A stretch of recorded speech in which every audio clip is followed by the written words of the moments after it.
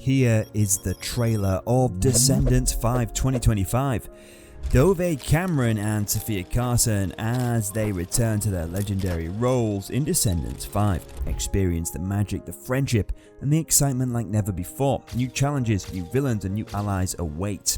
The new Descendants movie just came out, and fans are already wondering if there'll be another one. To decide, Disney will look at how many people watch the movie and what critics say about it. If a lot of people watch it and like it, there's a better chance of another movie. Another big thing is how excited fans are.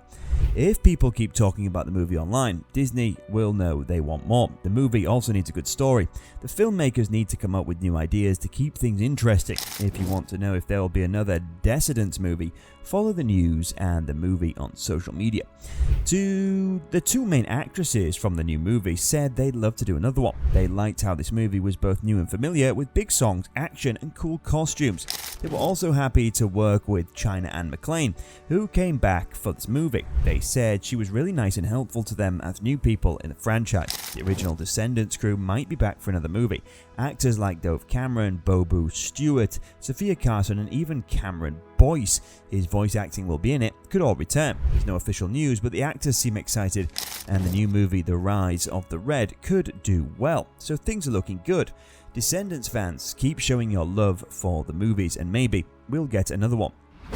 The ending of The Rise of Red definitely hints at more to come. Remember when Uma said in a creepy way, "You didn't think that was the end of the story, did you?" Well, guess what? It's not the end. 10 years have passed since the first Descendants movie. Mal, Evie, and Jay seem to be living happily ever after in Oregon. But because they're not at Oregon Prep anymore, there's nobody in charge. This is where things get interesting. Uma becomes the new headmistress, which is pretty surprising as a turn of events. Uma even invites a new character, Princess Red, to Oregon Prep. Red is the daughter of the super mean Queen of Hearts from Wonderland. Wonderland isn't too happy about this, but Red just wants to be free. But guess what Red does? Being a rebel, she steals a magical time-traveling watch from Mad Hatter's son Maddox. Another new character is Chloe Charming, Cinderella's daughter. She's all grown up and going to Oregon Prep, a fancy school. Unlike her mum, who grew up on a farm, Chloe has all the latest gadgets, even magical high-tech shoes. Red and her not-so-nice mum, the Queen of Hearts, arrive in Oregon too. They don't get along with Cinderella's family right away. The Queen of Hearts wants power and tries to make Red blame Cinderella for something bad, the cause of big problems in Oregon. Chloe wants to help her mum but accidentally breaks a magical watch. This sends Chloe and Red back in time to a special school called Merlin Academy. They meet younger versions of the Queen of Hearts, who was called Bridget back then, and Cinderella, who was called Ella. By going back in time, Red and Chloe see why the Queen of Hearts is so mean. They also learn that Ella didn't have a happy life with her stepmother and stepsister Olana. They even meet Mal's old villain crew, but this time it's led by Olana.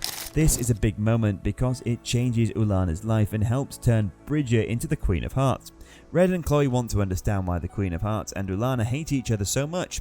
They travel to Ella's old house, which is very different from Chloe's fancy life. Ella lets them stay, but only if they help with chores, while her mean stepmother watches them. Finally, Red and Chloe talk to Ella and learn why Olana is so angry. It turns out Olana is jealous of her sister, who's a much better villain, and she also hates Bridget for being kind.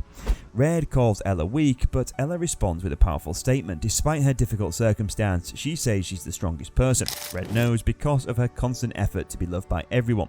This encounter is likely to have lasting impact on both Red and Chloe. What comes next? Their journey through time has exposed the root of the conflict between the Queen of Hearts and Cinderella. Can Red and Chloe use this knowledge to prevent history from repeating itself and bring peace to Oregon? Will they find their way back to their own time? These are just some of the questions that Descendants 5 could answer. Only time and maybe magic pocket watches will tell. The conversation between Ella and Chloe takes a turn when Chloe mentions her slippers as a reward for good behavior. Ella's innocent question, "Did you really earn them?" creates a moment of introspection for both girls. They start questioning their old motivations and privilege. The fragile truth shatters when Chloe accidentally breaks a vase. Lady Tremaine, in classic stepmother fashion, blames Ella and forbids her from attending the upcoming castle dance. Chloe, racked with guilt, tries to defend Ella, insisting it was her fault. However, Ella, used to such treatment, reluctantly accepts the punishment. Chloe, touched by Ella's resignation and kindness, is the face of cruelty, decides to stay by her side. They share stories exposing the stark contrast between their lives. Ella reveals the hardships she's endured since her parents' death, highlighting Lady Tremaine's relentless mistreatment despite her own kindness. Witnessing Ella's struggle forces Chloe to confront the reality of her mother's relatively comfortable upbringing, driven by a sense of justice and a desire to help her newly found friend, the head of the Black Lagoon, the VK hangout. In a cloak and dagger operation, they secretly follow the VKs inside, eavesdropping on plans for a massive prank on Bridget. This prank, they learn, involves a cursed cupcake from an enchanted cookbook designed to transform Bridget into a grotesque monster. Seeing this as the perfect opportunity for revenge, Chloe and Red decide to acquire the cookbook before the VKs can unleash their plan. They approach Bridget, who is diligently practicing a special dance routine. Using a playful guise, they ask Bridget about the existence of a cookbook, cleverly referencing the shuffle of love from a deck of cards. Bridget, obliviously to their ulterior motives, suggests it might be one of the many books Principal Merlin's office has. Their search for the cookbook takes an unexpected turn when they stumble on Bridget's looking glass. A horrid image flashes on its surface: the Queen of Hearts holding a captured King Charming and a lifeless Cinderella, her head tragically severed from her body. Chloe is devastated, thrown into a whirlwind of emotions. The revelation triggers a heated argument between Chloe and Red. Chloe, overwhelmed by the gravity of the situation, believes confessing everything to Principal Merlin is the only course of action, even if it exposes them and the time travel adventure. Conversely, Red, driven by a fierce determination to protect her mother, prioritizes stealing the cookbook before Ulana can cast the spell. They are at a crossroads, divided by their approaches to righting the wrongs they witnessed. Chloe accuses Red of not being better half of her mother of thief. Red counters harshly, arguing that doing the right thing led her mother back to her demise. Undeterred, she resolves to steal the book alone, accepting the label of bad for a chance to protect her mother. Left alone with her doubts, Chloe returns to Ella's house for solace and guidance. Ella's words offer a glimmer of hope. She suggests that sometimes getting your hands dirty is necessary to achieve good things. She also reveals that people who know they're bad aren't actually that bad. Ella's wisdom allows Chloe to reflect on her own sense of goodness, a quality that she rediscovers while helping Ella with her chores. Determined to support Red and thwart the VK's plan, Chloe sets off to reunite with her at the academy. Meanwhile, the VKs keep watch as Red embarks on a stealthy mission to Principal Merlin's office. This is where she finds Chloe waiting, ready to apologize for her harsh words. Chaos erupted as Chloe and Red search for the cookbook. They tripped a hidden alarm, unleashing enchanted swords that lunged at them with razor-sharp edges. A frantic owl carrying a book soared towards Merlin's quarters, but Chloe flung a slipper, deflecting it. Just then, the VKs burst in, snatching the fallen book. Ulana, eager to unleash their prank, opened a book. A burst of magic erupted, freezing her.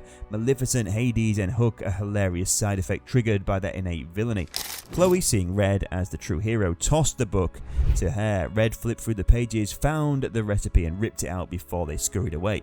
Merlin, returning to Carnage, blamed the VKs for the destruction. Detention for a year, no dance, no monstrous prank, served as their punishment. As for Chloe and Red, they were left with a mischievous secret and a newfound respect for each other. So are you ready for more adventures?